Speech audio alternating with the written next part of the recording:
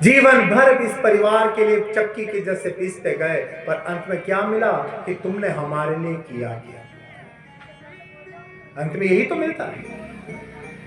बाप ने जीवन भर अपना पेट को काटा, अपनी इच्छाओं को मारा, अपने बच्चों को पाला पोसा, माँ ने अपने पूरे जीवन को घर गृहस्थी में डाल दिया, फिर अंत में वही बच्चा बोल देता है तुमने हमारे लिए किया क्या।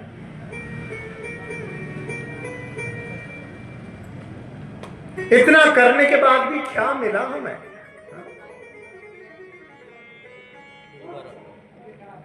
लेकिन यही कर्म अगर एक बार परमात्मा के लिए कर देते, ये तुम 7 दिन बैठ के कथा सुन रहे हो ना, जब ये शरीर देखो, ये पंचदेह शरीर है ना, चाहे किसी का भी हो, चाहे ऋषि हो, संत हो, गृहस्थी हो, पापी हो, पुण्यात्मा हो, उसको त्यागना ही पड़ता है। लेकिन जब ये शरीर त्याग कर यमदूत लेकर जाएंगे तो यमराज देखता है, चित्रगुप्त जी को कहता है भैया देखो ना इसने क्या पुण्य किया, क्या पाप किया। फिर चित्रगुप्त जी कहते हैं महाराज इसने जीवन में पाप किया पर एक बार पुण्य किया। क्या का चाक्षु में कथा हो रही थी, ये 7 दिन जाके बैठ के कथा को सुनी। और जैसे यमराज सुनते हैं कि इसने भागवत की कथा को सुना, तो यमराज अपने पास उस जीव को छोड़ देते हैं। भैया ये हमारे यमपुरी में जाने योग्य नहीं है, ये तो भगवान का भक्त है, ये तो भगवान के द्वार पे ही जाने योग्य है।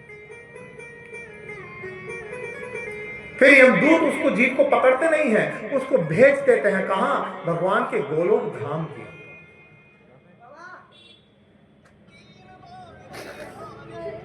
देखो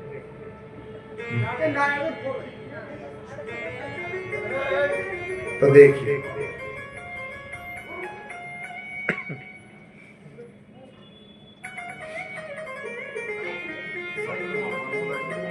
हाँ राधे राधे।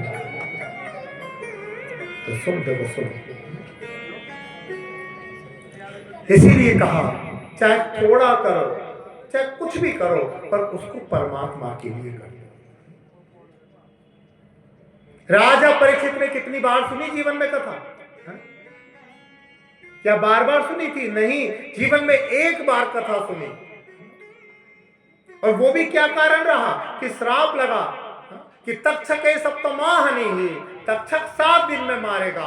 उस भय से कथा को सुना।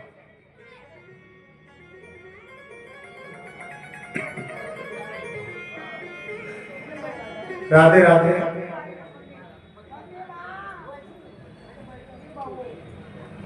अजी बुआ जी के लिए इतनी कुर्सियां पड़ी है, बैठ जाएगी बुआ जी, चिंता मत करो।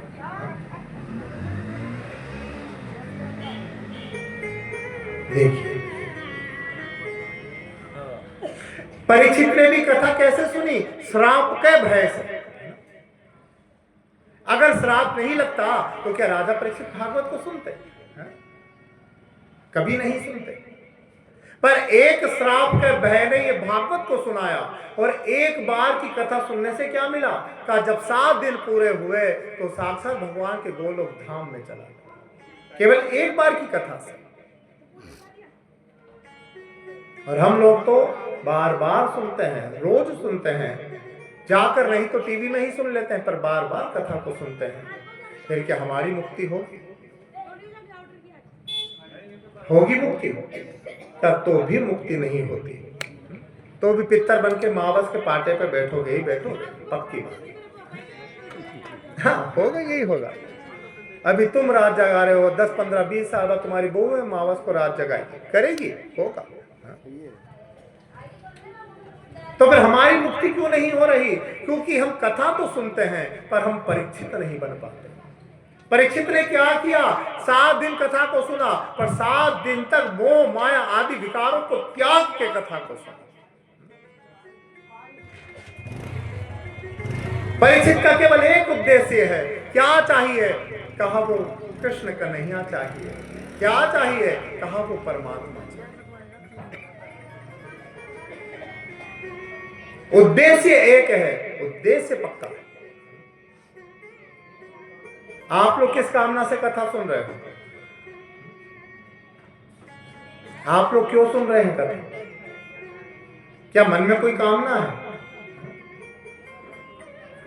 कामना है कि बिना कामना के सुन रहे हो? और अपने इधर हम लोग देखो, सुनना तो बिना कामना से चाहते हैं, पर कामनाएं कहीं ना कहीं आ ही जाती है।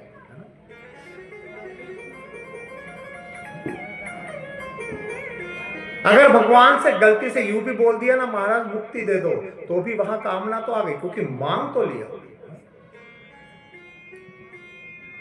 भगवान से अगर कुछ भी मांग लिया तो कामना होती ही होती है। और हमारी तो कामनाएं हजार हैं। हम तो भगवान के मंदिर में भी जाते हैं ना, तो पहले लिस्ट भगवान को पकड़ा देते हैं। महाराज छोरा हो जाए, छोरी का ब्याह हो जाए, पोता हो जाए, मकान मिल जाए, गाड़ी मिल जाए, नौकरी लग जाए, प्रमोशन हो जाए, ये हो जाए। मंदिर में घुसेंगे बाद में, कामनाएं पहले सामने आ जाती।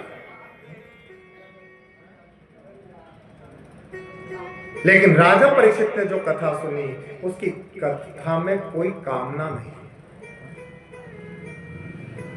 कोई इच्छा नहीं है।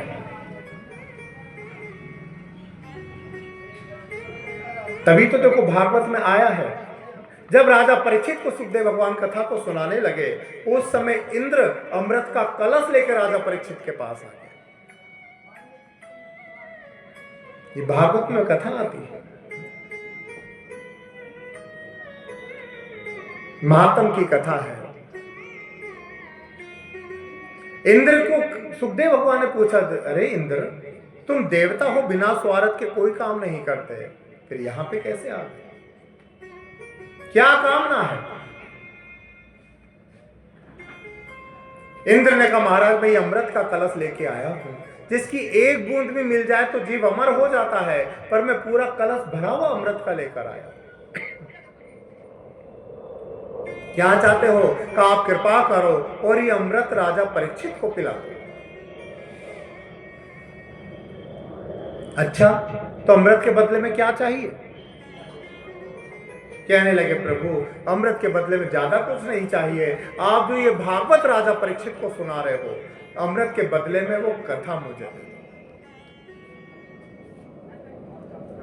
अब देखो, सुखदेव भगवान भी चाहते तो राजा परीक्षित इंद्र को डायरेक्ट मना कर सकते थे, नहीं नहीं मैं कथा के बदले में नहीं दूंगा।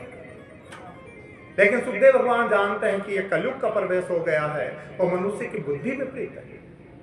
कहीं राजा परीक्षित के मन में यह बात नहीं आ जाए कि मैं तो अपना आप अमर हो रहा था, पर मेरे गुरु ने मुझे अमर नहीं होने दिया।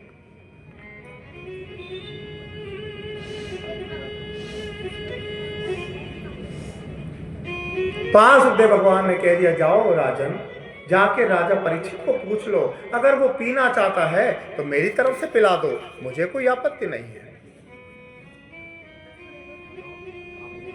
अमृत लेकर इंद्र पहुंच गए किसके पास? राजा परीक्षित के पास। परीक्षित, इस अमृत को पी लो भैया। परीक्षित कहता है, अमृत पीने से क्या होगा? का जो एक बूंद अमृत की पी लेता है वो सदा के लिए अमर हो जाता है। देखो, आज राजा परीक्षित ने बड़ी सुंदर बात कही, प्रभु आप जिस अमृत को लेकर आए हो ना, इस अमृत का मूल्य भागवत के बराबर में कैसा है?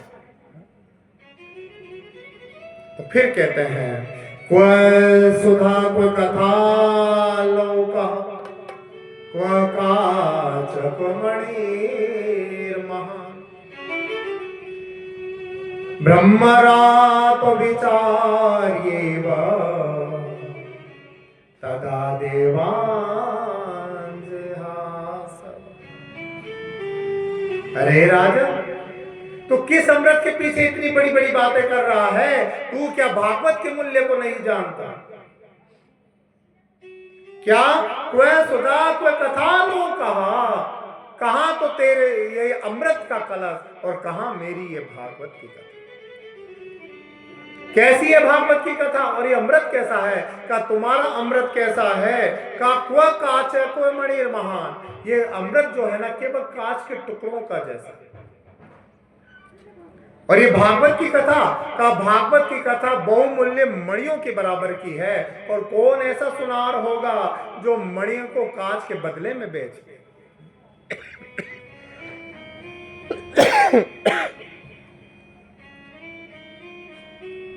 राजा परीक्षित ने मना कर दिया, नहीं नहीं नहीं चाहिए तेरा ये अमृत। तो भागवत तो वो ग्रंथ है भाई, ये वही अमर कथा है जो भगवान शिव सदा मां भगवती जगत जननी जगदम्बा पार्वती को सुनाते हैं। सुनी है ना कथा? सुनी है?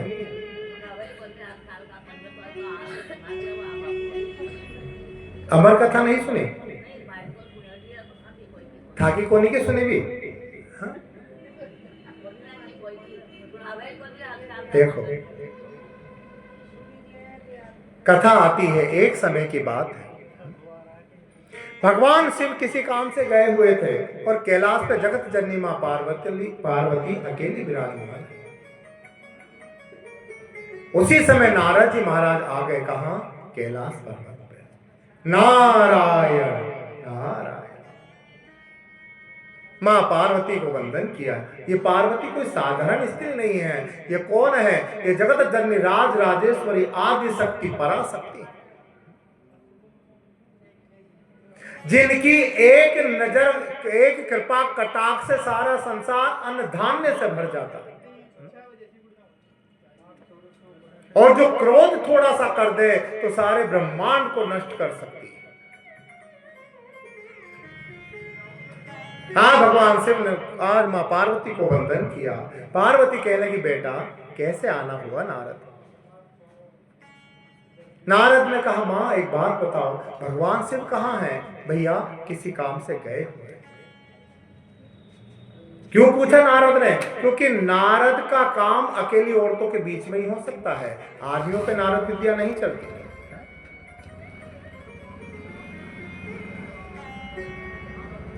आज नारद ने कहा बस हो गया काम। नारद ने कहा, मां एक बात बताओ, भगवान शिव आपको कितना प्रेम करते हैं? पार्वती कहने की, ये भी कोई पूछने का विषय है नारद? अरे मैं शिव का प्राण हूं, मैं शिव वल्लभा हूं, शिव ही शक्ति है, शक्ति ही शिव है।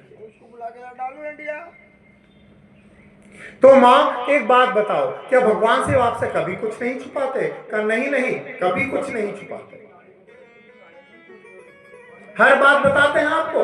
कहा हर एक एक छोटी से छोटी बात बताते हैं।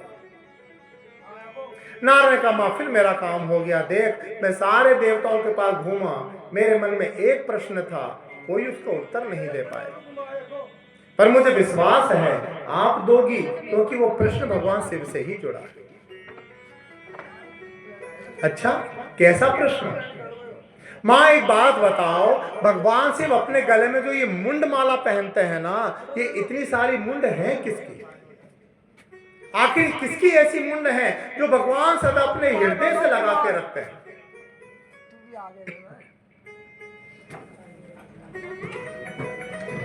अब मां पार्वती विचार करने लगी, अरे भगवान शिव ने मुझे राम कथा सुनाई, कृष्ण कथा सुनाई, हरि कथा सुनाई, यहां तक कि कालिया नाग की कथा सुनाई, गंगा की कथा सुनाई, चंद्रमा की कथा सुनाई, पर ये मुंड की कथा भगवान शिव ने कभी नहीं सुनाई। अब मां पार्वती के पास कोई उत्तर नहीं था, मां ने अपने मस्तक को झुका दिया। अब क्या जवाब दूं? लेकिन मन में थोड़ी गिलानी हो गई, अरे भगवान से वैसे तो मुझे कहते हैं कि तू मेरी प्राण है, मेरी प्राण है, और मुझसे इतनी बड़ी बात को छुपा दिया। नारद भी समझ गया, बस अब मेरा भी काम हो गया, तो मां फिर मैं जाऊं? नारायण। अब इधर मां पार्वती चली गई कहां? कोप भवन में। पहले की व्यवस्था देखो कितनी अच्छी थी, थी कि नहीं थी? पहले तो लुगाई नाराज भी हो जाए तो पता लग जाता था, क्यों? वो कोप भवन में बैठ गए। नहीं हुआ राजा दशरथ के साथ? राजा दशरथ को कैसे पता लगा कि कहीं नाराज है? का कोप भवन में बैठ गए। पहले नाराज होने के लिए भी एक स्पेशल कमरा बनाया जाता था। अब आजकल तो राजी हो तो पता ना लगे, और नाराज हो तो पता नहीं। आज भगवान शिव आए हैं नंदी को पूछा, भैया कहाँ है पार्वती? पिताजी, माताजी तो रुष्ट होके कमरे में चली गई। आज भगवान शिव पार्वती के पास चले गए। पार्वती क्यों नाराज हो रही हो? हे भोलेनाथ, आपने मुझसे इतना बड़ा कपट किया।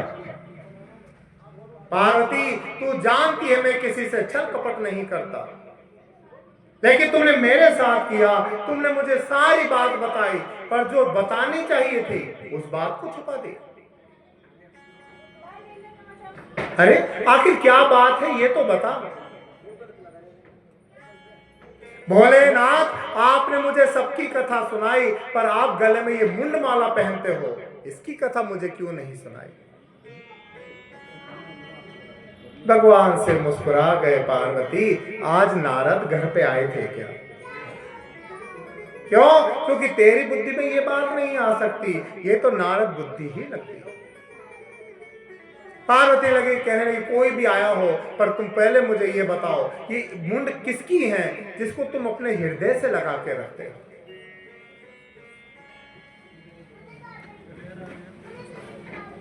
भगवान से कहने लगा, पार्वती तुझे क्या लेना देना इन फालतू बातों से?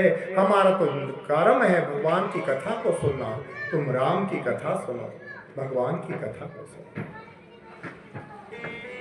पर मन में प्रश्न है, तो दूसरा प्रश्न कैसे सुलझा सकती है? पार्वती बार बार कहते, नहीं नहीं, और कथा बाद में, पहले मुंडमाला की कथा सुनो। जब बार बार पार्वती कहने लगी तो आज भगवान शिव भी थोड़ा क्रोध में आ गए। भगवान शिव ने कहा, पार्वती सुनना चाहती तो ध्यान से सुन। मैं ये जितनी भी 108 मालाओं की मालाओं को पहनता हूं ना, ये मुंड किसी और की नहीं, ये सारी मुंड तेरी है। पार्वती, तू इतनी बार मरी और इतनी बार तेरा जन्म हुआ, तू जितनी बार मरती है, मैं तेरे मुंड को अपने हृदय से लगा लेता हूं।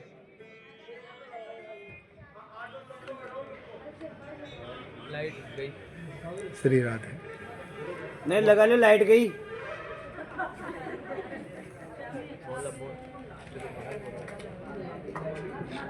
गोविंद मेरो है, गोपाल मेरो है,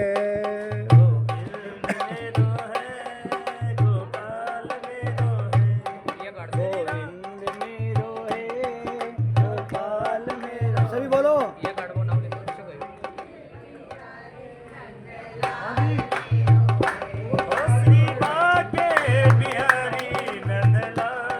बाबू ने बुलाओ, बाबू ने।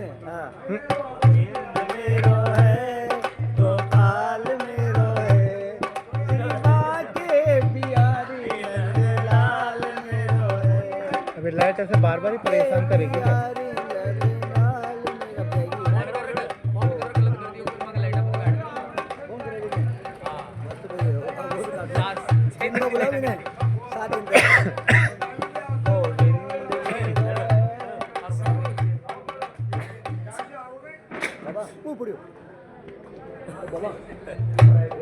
गोविंद बोलो जी।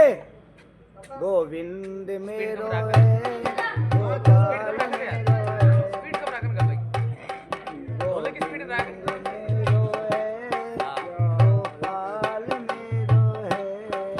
गोविंद मेरो है, गोपाल मेरो है, गोपाल मेरो है।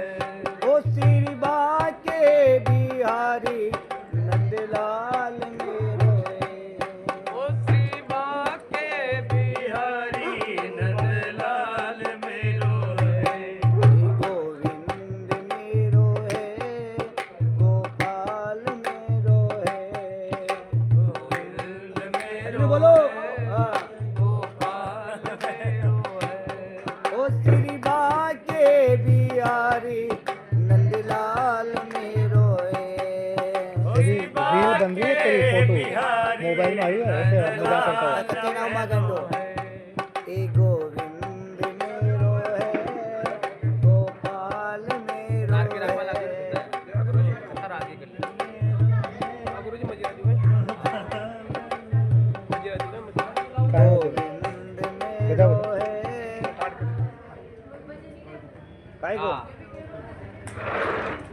लाइट भी नहीं।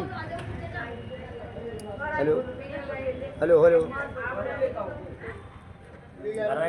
इसीलिए कल मैंने कहा था जनरेटर की व्यवस्था करवा लेना। हाँ? अब ऐसे कथा लाइट बार बार जाएगी तो करेंगे कैसे कथा बताओ।